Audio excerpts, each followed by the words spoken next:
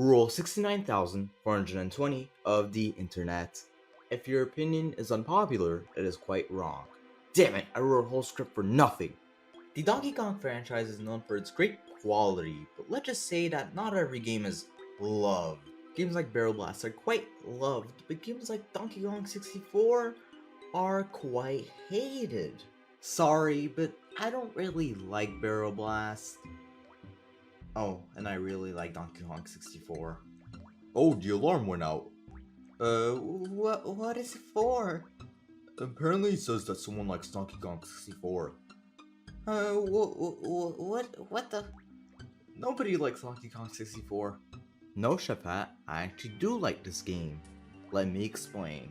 A very important thing to me in a 3D platforming collectathon is how you get the main collectible. And this game is basically like most of the 3D platforming collectathons. Yeah, sure, there's some pretty good golden bananas, but there's also a lot of filler. For every great golden banana that you get, there's probably like 2 or 3 mediocre ones. But let me tell you, the good ones are really good. I'm not gonna spoil you on any of the good missions, so yeah, I'm just gonna talk about the bad ones. Beaver Bother. No, just kidding. I'm not gonna complain about this for 20 minutes, but I'm still gonna complain about the stupid Donkey Kong arcade. It's a cool Easter egg because you get to play Donkey Kong's first ever appearance, but the arcade itself is just kind of bad. It's hard, sure, no problem with that, but when you lose, you get booted out, and you have to witness this long-ass animation if you want to go back in.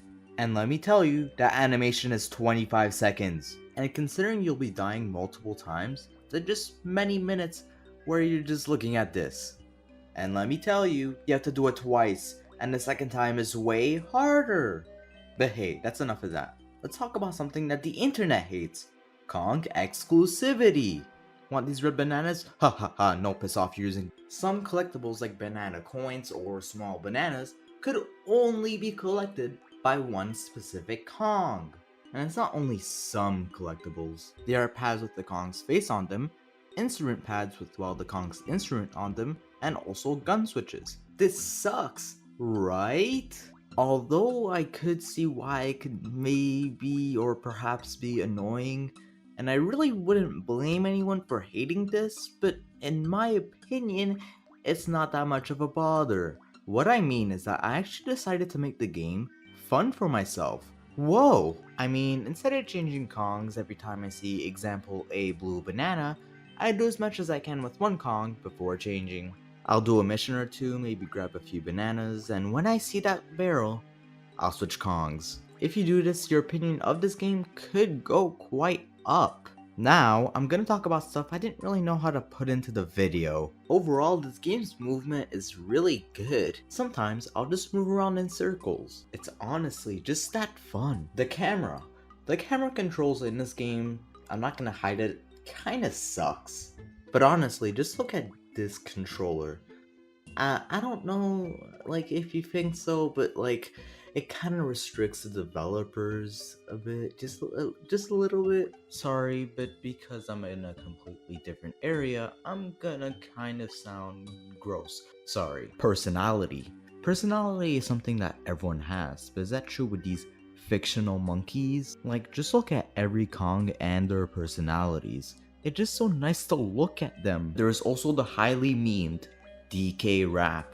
Memes aside, the rap is actually pretty good.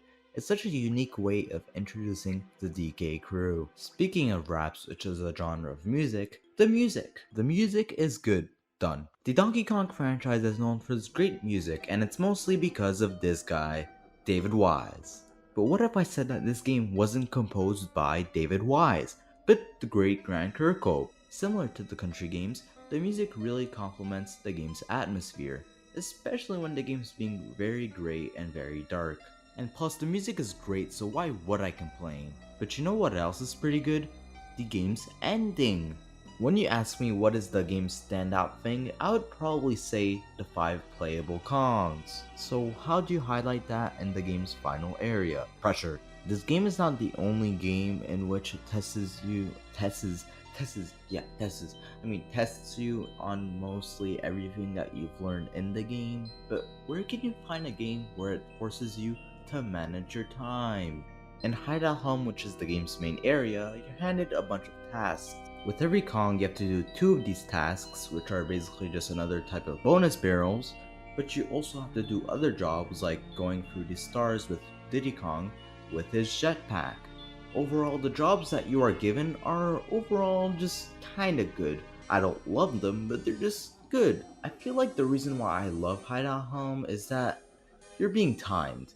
For some reason, the pressure just really just makes the experience way better for some reason, but hey, it's amazing for that reason. But after you're done Hideout Home, what do? Hideout Home is surely not the last thing that you do in the whole entire game, right? After you're done Hideout Home, you fight the final boss, my King K. Rool. Hideout Home highlighted the game's main thing, but does the final boss do that too? Yes. This boss has 5 phases, 1 Kong per phase. Each Kong has its own job. This could be damaging King K. Rool's toes with Tiny, or beating him up with Chunky. With Donkey Kong, you shoot yourself from a barrel into King K. Rool's head. With Lanky Kong, you gotta make him trip on bananas. And the only one I dislike here is Diddy Kong's. You gotta shoot all these targets to make the lights fall on him. Which, the only problem with that is the usage of the very imprecise jetpack controls. But if you forget that, overall the boss is pretty good. I really like how it uses the 5 Kongs, and especially as a final boss, it's a great final test. And that's my overall opinion of the game. It's quite great. Yes, a lot of the game is quite bad, but let me just say that I haven't really mentioned every flaw, and let's just say that I haven't really mentioned every strength. But I really do have to say, don't 100% the game, don't complete it. If you do, you'll despise the game way more. But if you complete less than 70%, you're bound to have a good time, maybe.